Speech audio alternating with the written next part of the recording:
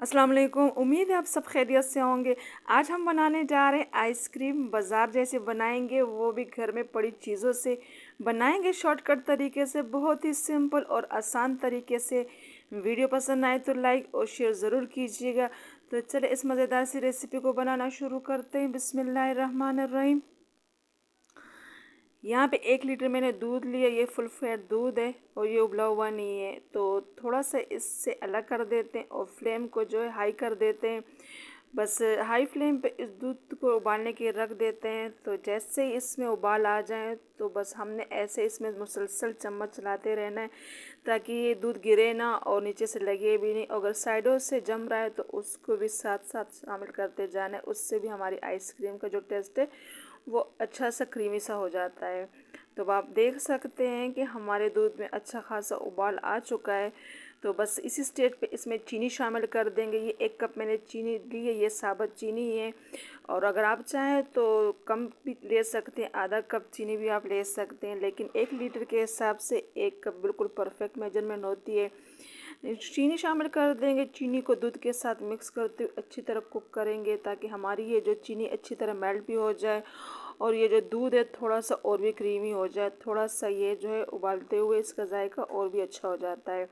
तो बस इसी स्टेज पे थोड़ा सा जो है ये जो फ्लेम है इसको स्लो कर देते हैं। और यहाँ पे जो दूध मैंने अलग किया था उसी दूध में मैंने 4 टीस्पून जो है कॉर्नफ्लावर शामिल किया है। इसमें मैं सिर्फ कॉर्नफ्लावर शामिल कर रही हूँ। अगर आपको पसंद हो तो आप वनीला कस्टर्ड पाउडर भी साथ में शामिल कर दें। फिर 2 चम्मच जो है कस्टर्ड पाउडर शामिल कर लें और 2 कॉर्नफ्लावर के चम्मच, लेकिन मैं सिर्फ कॉर्नफ्लावर शामिल कर रही हूँ। कस्टर्ड पाउडर में भी कॉर्नफ्लावर ही होता है लेकिन उसमें फ्लेवरिंग होती है, लेकिन मैं सिर्फ जो है इसमें कॉर्नफ्लावर ही शामिल कर रही हूँ। अच्छी तरह इसको मिक्स कर लेंगे ताकि इसमें लम्स ना हो। और फ्लेम को थोड़ा सा हाई कर देते हैं और थोड़ा थोड़ा करके ये कॉर्नफ्लावर वाला दूध जो है आहिस्ता आहिस्ता शामिल करते जाना है। एक साथ शामिल नहीं करने वरना दूध में जो है लम्स बनेंगे। तो बस आहिस्ता आहिस्ता आपने शामिल करते जाना है और चम्मच जो है ऐसे चलाते जाना है।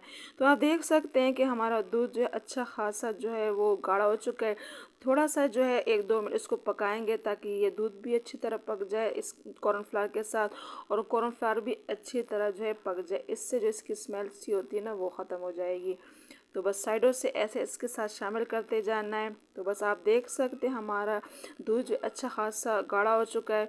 तो फ्लेम बंद कर देंगे और उसको रूम टेम्परेचर पे ठंडा होने के लिए रख देते हैं। अब तो ये अब आप देख सकते हैं कि ठंडा होने के बाद जो है ये कितना गाढ़ा हो गया हमारा ये जो दूध। अब इसमें जो है ब्लेंडर जग में इसको एक साथ डाल लेते हैं और चंद सेकंड के लिए अच्छी तरह हमने इसको बीट करना है जग में ताकि ये जो है क्रीमी फॉर्म में आ जाए। हमारा जो आइसक्रीम इसी से ही अच्छी तरह बनती है, क्योंकि क्रीमी सी तभी बनती है जब हम इसको अच्छी तरह ऐसे ब्लेंड कर देते हैं। इसी स्टेज में मैंने 1 कप जो है फ्रेश मलाई ली। ये जो दूध के ऊपर मलाई होती है वो मैंने हटा के इसमें डाल दी। आप बाज़ार वाली भी ले सकते हैं। तो बस आप देख सकते हैं कितना क्रीमी टेक्सचर हो गया हमारे आइसक्रीम का। तो बस जब हम इसको जिस चीज़ में हम इसको फ्रिज में जमाएंगे उसी जग में इसको डाल लेते हैं और इसको 3 से 4 घंटे के लिए रख देंगे ताकि ये जो है थोड़ा सा चिल हो जाए। थोड़ा सा ये जम जाता है तो हम दोबारा इसका यही राज है कि हम दोबारा इसको फिर जो है ब्लेंडर जग में घुमाते हैं। तो ये प्रोसेस इसलिए ज़रूरी है कि अगर हम इसे ऐसे ही फ्रिज में जमा देंगे तो इसके अंदर पानी के क्रिस्टल आ जाते हैं। दोबारा से इसे जग में डाल लें फिर हमारी आइसक्रीम बिल्कुल स्मूथ बनेगी जैसे बाज़ार वाली होती है। ऊपर से प्लास्टिक रख देंगे और अच्छी तरह इसको पैक कर देंगे ताकि इस पे बर्फ़ के क्रिस्टल ना आए। 4 घंटे के बाद आप देख सकते हैं कि अच्छी तरह जमा हुआ नहीं है लेकिन काफ़ी ये चिल है। तो इसको जो है छुरी की नोक की मदद से आहिस्ता आहिस्ता इसको अलग करते जाएंगे। और अगर आप चाहें तो जो है इसके बैक साइड पे जो है हाथ से भी रब कर सकते हैं, इसको अलग कर सकते हैं। जैसे आपको इजी लगे वैसे आप करके इसको अंडेल ले प्लेट में और इसको रफली काट ले। जैसे हम इसको छोटे छोटे पीसेस में काट लेते हैं ताकि हमने इसे दोबारा जग में जो है अच्छी तरह बिल्कुल क्रीमी फॉर्म में लेके आना है। मैं इसमें किसी किस्म का CMS पाउडर, GMS पाउडर, कोई केमिकल नहीं डाल रही, बस सिर्फ घर में पड़ी हुई चीज़ों से इसको बना रही हूँ। लेकिन ये है कि इसकी एक ट्रिक यही है होती है कि हम जब इसको एक दफ़ा जमा दें तो दोबारा इसको जो है जग ब्लेंडर जग में घुमा देते हैं तो ये बिल्कुल जैसे बाज़ार वाली क्रीमी सी हमारी आइसक्रीम होती है वैसे ये बन जाती है। तो ये इसकी एक ट्रिक होती है, तो आपने ज़रूर ऐसा करना है। इंशाल्लाह बिल्कुल बाज़ार जैसी आपकी आइसक्रीम बनेगी। यहाँ पे 2 हिस्सों में मैंने इसको तकसीम कर दिया चंद सेकंड के लिए। आप देख सकते हैं कि हमारी आइसक्रीम दोबारा जो है क्रीमी फॉर्म में आ चुकी है। तो बस इसको जिस चीज़ में आपने जमाना है उसी चीज़ में आप डाल के फ्रीज़र में इसको 8 से 10 घंटों के लिए रख सकते हैं। लेकिन जब यहाँ इसी स्टेज पे इसमें हमने वनीला एसेंस शामिल करना लाजमी है, क्योंकि हमने सिर्फ इसमें कॉर्नफ्लावर शामिल की है, हमने इसमें कस्टर्ड पाउडर कोई चीज़ शामिल नहीं की। तो आपने लाजमी जो है वनीला एसेंस जो है आधा टीस्पून इसमें शामिल कर देना है और अच्छी तरह जो है मिक्स कर देना है।